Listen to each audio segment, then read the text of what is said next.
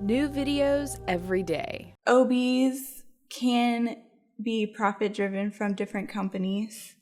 They also have only so much time.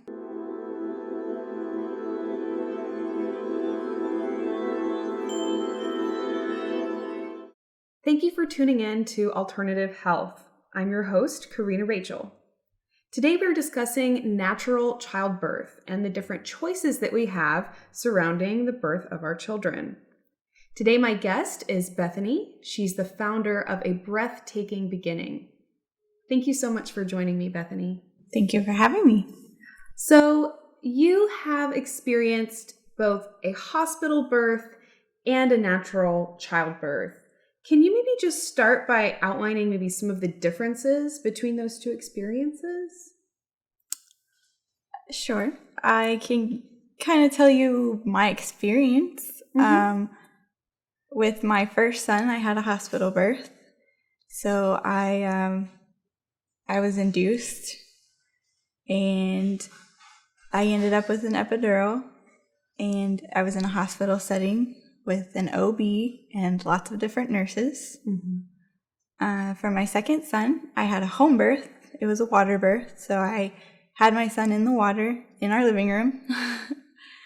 And there was midwives and my family around me instead of different people consistently changing throughout the room. So that sort of thing. So definitely a bit more intimate when it's in your own home. Right. Less complete strangers who are doctors and more people that you already had a relationship with. People that I had a very good relationship with and had built that relationship with and wanted them to be there. Right. So what are some other differences between the hospital birth? What was it that made you decide to maybe try a different route with your second pregnancy? Well, when I had my son in the hospital, it was a great experience. I wouldn't change it for the world. But it didn't feel intimate enough for me. I didn't feel that connection with my son. I don't know if it was the drugs that were involved, the epidural and the Pitocin and everything, or if it was the fact that there were so many people in the room when I was giving birth to my son. So there were people holding my body parts and trying to tell me what to do, and it felt weird and off to me. And not long after I had him, or I guess when I became pregnant with my second, I found the movie called The Business of Being Born. And that movie changed everything. I changed my care provider from an OB to a midwife and started learning about home births and that sort of care that's involved. So I'm not familiar with the film you mentioned. Can you maybe talk a little bit about what that film talks about? And so The Business of Being Born is supposed to be one of the most neutral movies about home birth versus hospital birth and kind of what the difference is and the difference in care and that sort of thing. It changes your mind about a lot of things because it shows you both sides. So yeah. So The Business of Being Born, it sounds like maybe that's exposing that there's some profit motives in mainstream childbirthing, or? Kind of. It explains that OBs can be profit-driven from different companies. They also have only so much time, and so your birth starts getting... I can't find my words. The length of your birth is dependent upon, the OB. And if your OB is at work, then you may not even get to see, he may not even be delivering your baby. Also, they only like to work so long, and they probably don't want to get up in the middle of the night to be with you, so they will start pushing C-sections or Pitocin or that sort of thing. Right. So just in general, there's, and I think that's maybe a good title, the business of being born. Like literally this is a business. There's certain hours of operation. There's only certain hours that they're going to be able to dedicate to you as their patient. Whereas in the home birthing setting, you really have a lot more freedom in that area and a lot less pressure, it sounds like. Right. Because your midwives are on call all the time. Mm-hmm. And with my midwives, they were the only two in their practice. So I knew who was going to be there. Mm-hmm. I knew who was going to be at my house when I called. Mm-hmm. And it didn't matter what time I called, they were going to answer the phone and come. Right. And that reassurance definitely, provides a lot of peace of mind. Exactly. Right. So let's talk a little bit about the epidural. And when you were in the hospital, having the pregnancy, what we would maybe consider the mainstream childbirth in the hospital. I know there's been a lot of talk about the epidural, and like you mentioned, all the drugs in your bloodstream maybe end up affecting, the relationship that you felt with your child, or maybe we just feel more out of it, so to speak. In hindsight, what was your experience with the epidural like, and would you want to do that again? The funny thing about the epidural for me was I had planned, or I was hoping to have a somewhat natural hospital birth. I didn't want the epidural, but my husband left me to go feed the animals at home, and I went into transition, and so I couldn't take it anymore by myself. Mm-hmm. At that point, I was the only person in my room, and so, the pain got overwhelming, and I did ask for an epidural, and I got one.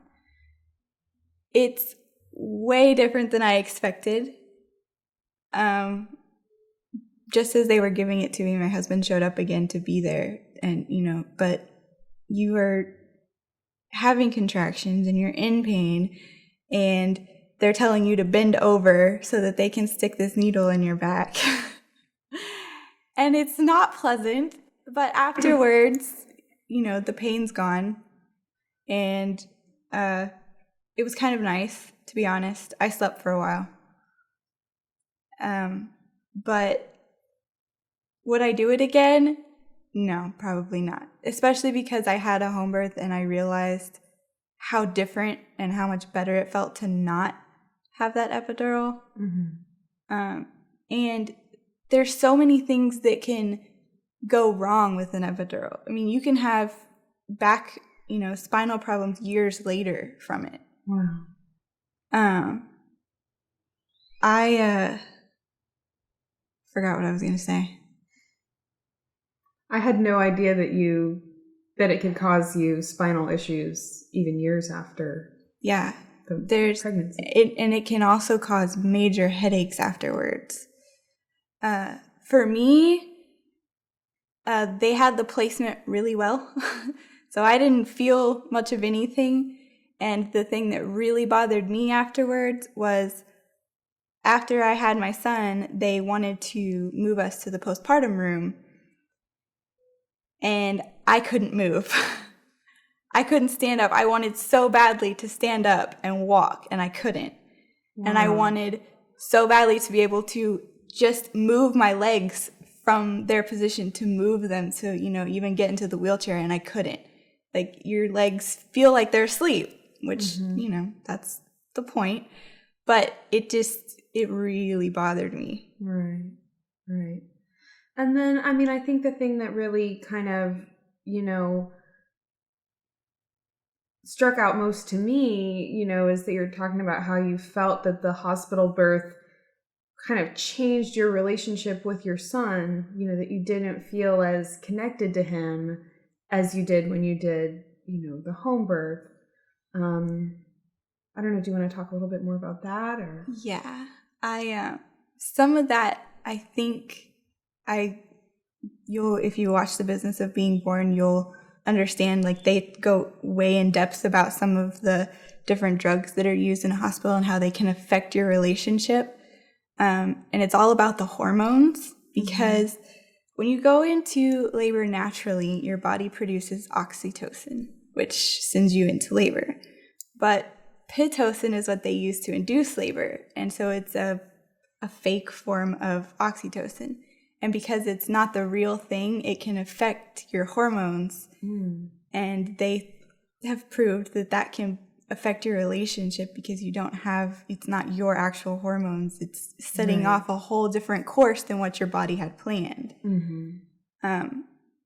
I think it had something to do with that because I was induced and I had Pitocin and I had the epidural and I had all of that. But I also think it had to do with the fact that I had my son and they laid him on me, but maybe 2 minutes later, he was gone again. So, they're taking care of him and bathing him, and then everyone wants to hold him and pass him around the room and check him and everything, which is understandable. But at the same time, I had a home birth and my baby never left my side. So it's possible for them to check on the baby and do all of that stuff while, you're still holding him. And that was I think that created a disconnect too. So I'm looking forward to doing several more interviews with you, and we can maybe delve into a couple of these aspects a little bit more. Before we go, is there a website? Like, do you have a website for your business, or is there any way that people can contact you if people would like to learn more? Sure. My website is www.abreathtakingbeginning.com. I also have a Facebook page. Okay. Excellent. Well, again, yes, I look forward to doing a lot more interviews with you. I want to thank you so much for joining me today. Thank you. And Stella for joining us too. Thank you so much for watching. I do hope that you enjoyed this video. Please leave us your comments below. Have you had a natural birth, or is there some experience from your hospital birth that you would like to share with us? We definitely look forward to your feedback and look forward to seeing you again next time. Thank you so much for watching.